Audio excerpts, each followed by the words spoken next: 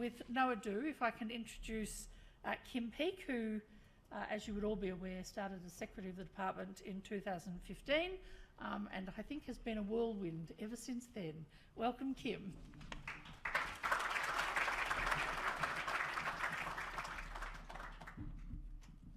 Thanks, Fran. Can I begin by acknowledging the traditional owners of the land on which we meet today, the people of the Kulin Nations, and pay my respect to their elders, past, present and emerging, and also to recognise all Aboriginal people who work in the health sector.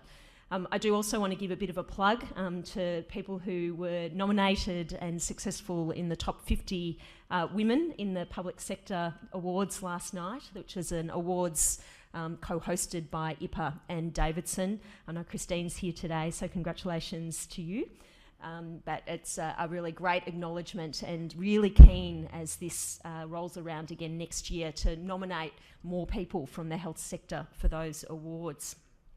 I'd also like to acknowledge Paul Grimes, the Commissioner of the Victorian Public Sector Commission, Fran Thorne, the Chairperson of the Board's Ministerial Advisory Committee, and Rose Bryant-Smithy, the co-founder and Director of WorkLogic, who are with us here today.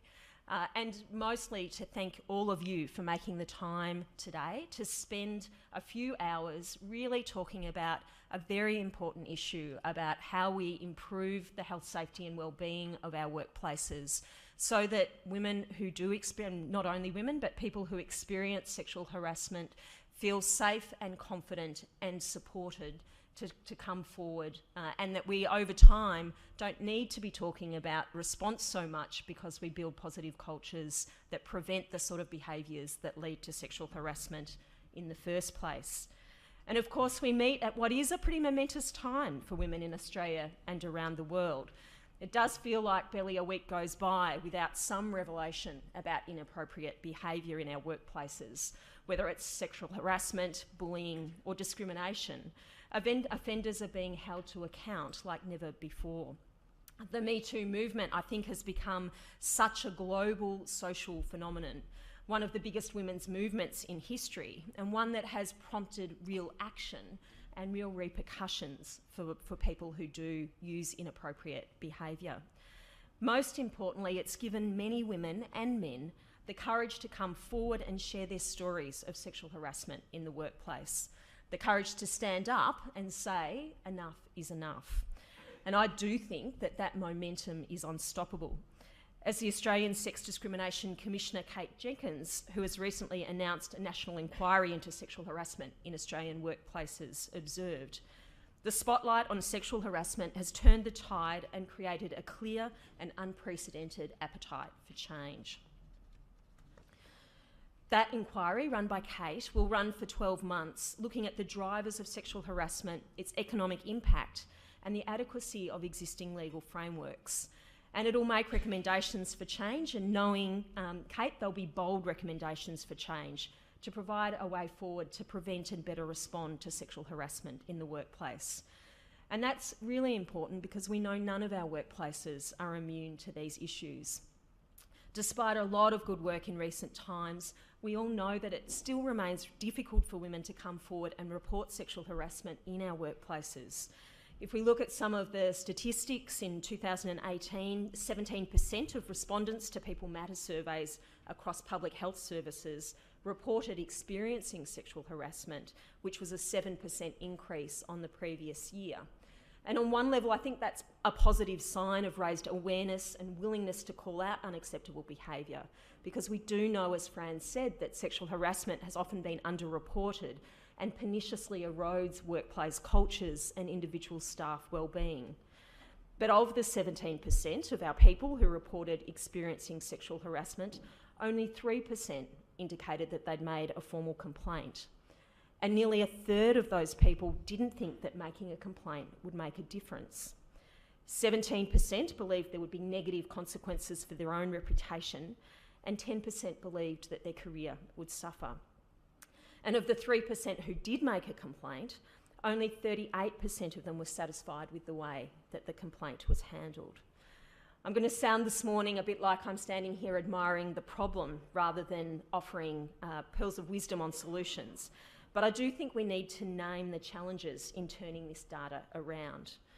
Too often people who do step forward, for people who do step forward, the experience is one of being labelled a victim, of having their own motivations, conduct or sexual history scrutinised and demeaned, or of feeling further disempowered by the complaints process that they then find themselves part of. I know from my own experience of managing through these processes how long they can take and how difficult it is to provide honest feedback to complainants and reach an outcome for their complaint, while at the same time maintaining natural justice and meeting all of our workplace obligations through the complaint process. That's just not a straightforward process for us to manage. There are obviously more complexities when a staff member leaves before an investigation is completed, or when their own ability to participate in the investigation is compromised. There are profound issues we need to work through to change the experience of complainants, whilst at the same time adhering to natural justice principles in the conduct of investigations. They're words that roll off the tongue, but navigating this balance is really difficult. That's why I think forums like today are really critical to not only signal how seriously we take the health and wellbeing of our staff, but also to provide a forum to share learnings about how we can continuously improve our complaints handling processes so that we don't further traumatise complainants.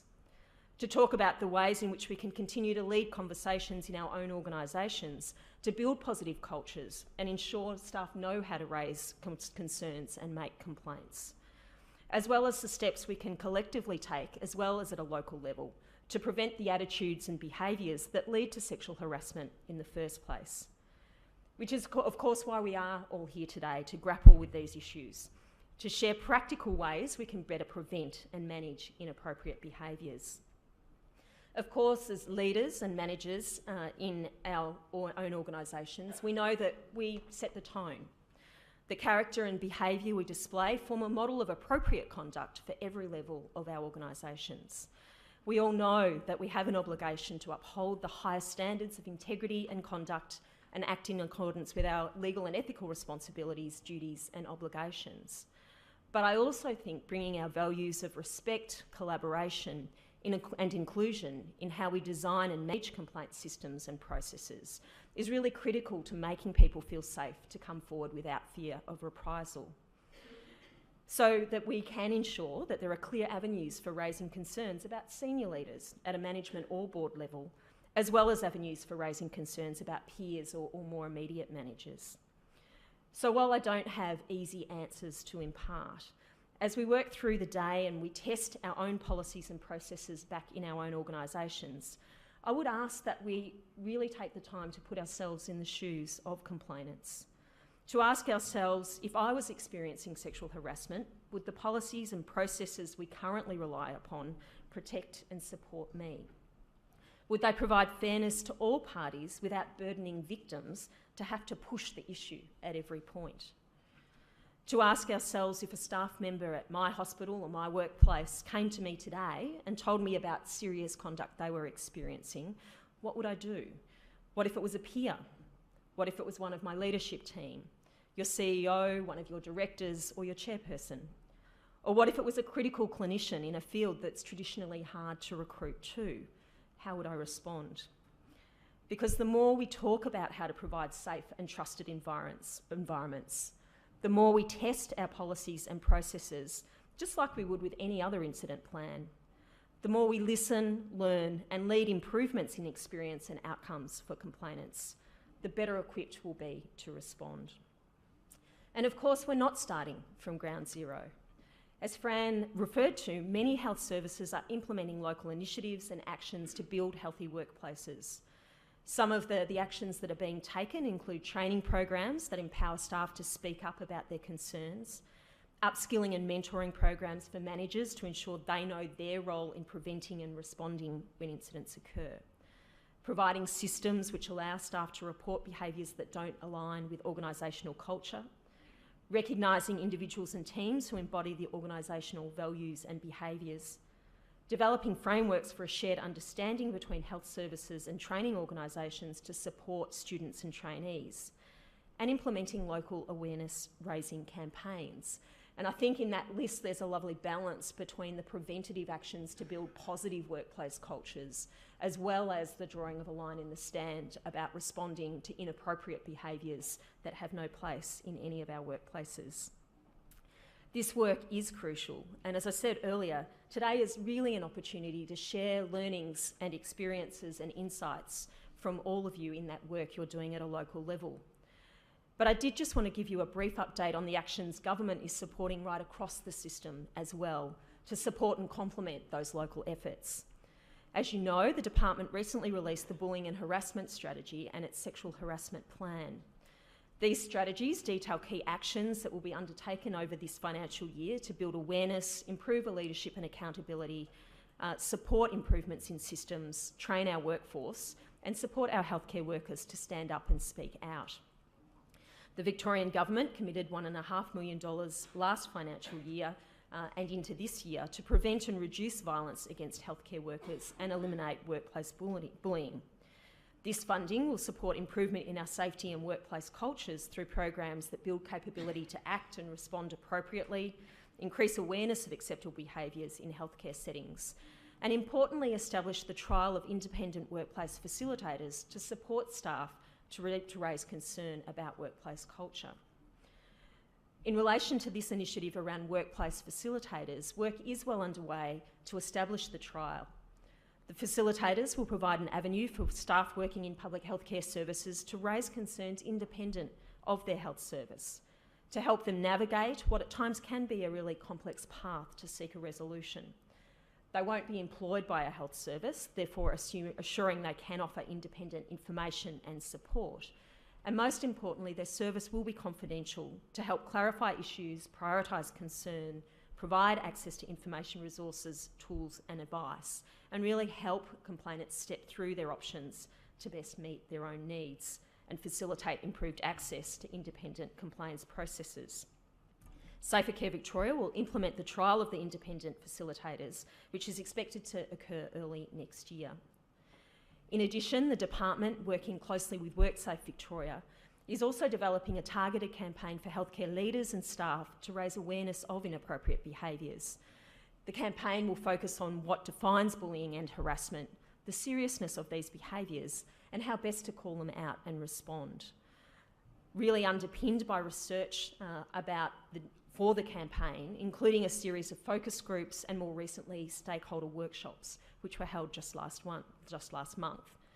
And the campaign is expected also to be released in the second half of this year. So really, just to conclude, I think we're here today with a common purpose: to ensure Victorians have access to the very best healthcare and that our health professionals work in safe, secure and healthy workplaces. We wanted people to go home at the end of the day feeling safe, feeling positive about the day and feeling energised for the next. To do this, we must make the health and wellbeing of our patients and staff fundamental to the culture of our health services. So I do want to thank you for making the time to come here today to listen, learn and lead, to signal to everyone working in health services how seriously we all take issues of sexual harassment and how committed the leadership of Victoria's health system is to providing safe and respectful workplaces, to share your collective experiences and insights on how to build positive cultures, to prevent attitudes and behaviours that build into sexual harassment in the first place, but then also to confront the really tricky questions about how we better respond when complaints of sexual harassment are made. So we do make it safe for people to step forward and we do turn that data around. Thank you, and I hope you get a lot out of the day.